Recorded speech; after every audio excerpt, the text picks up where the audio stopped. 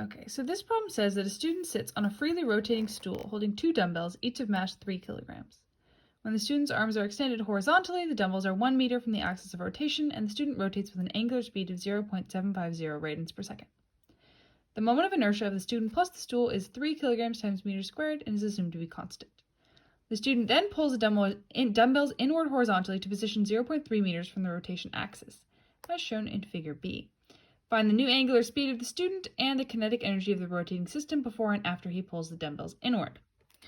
All right, so the first thing I did was draw this lovely diagram. This is the student on the stool holding the dumbbells. And so the thing that we need to figure out is the rotational or the angular speed of the boy after he pulls the dumbbells in. So the first thing we want to do is we need to find, it's a conservation of angular momentum problem. So we need to find the initial angular momentum.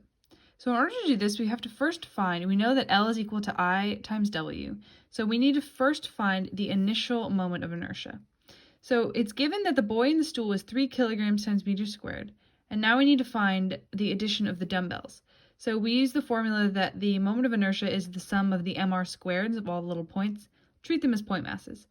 So it's going to be 3 kilograms times the r, which is 1 meter squared. And remember, there's 2 of them because there's 2 dumbbells that he's holding. So if you add that all up, you get 9 kilograms times meters squared. So this is the moment of inertia of the boy initially. And they give you that the angular speed is 0.750 radians per second. So you multiply that out and you get that the initial angular momentum is 6.75 kilograms times meters squared times radians over seconds. And then what we need to do in order to solve for the final angular speed is we need to get the new moment of inertia, because you know it's going to be different. So if you think about it, when you decrease the moment of inertia, the speed is going to increase like we did in the example in class.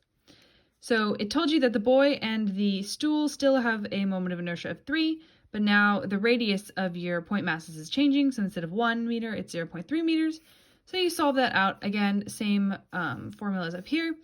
But then you get 3.54 kilograms times meters squared, which is interesting because that's a lot less than the 9 kilograms meters per second squared, or meters squared that was the moment of inertia initially. So it's a great decrease in moment of inertia. And since we have the conservation of angular momentum, basically Li is L final, which means that the initial moment of inertia times angular speed is going to be equal to the final. So we already solved that for 6.75, and then we know that the second moment of inertia is 3.54, and then we're trying to solve for the final angular speed, which you solve everything out and you get 1.91 radians per second. And then now we're going on to B, which is you have to calculate the kinetic energy of the rotating system before and after. So we know that rotational kinetic energy is 1/2 I W squared. That's just an equation that we've been given. And we know the moment of inertia and the angular speed, both before and after. So you basically just plug it into the equation and you get that the kinetic energy initially is 2.53 joules and then finally is 6.46 joules.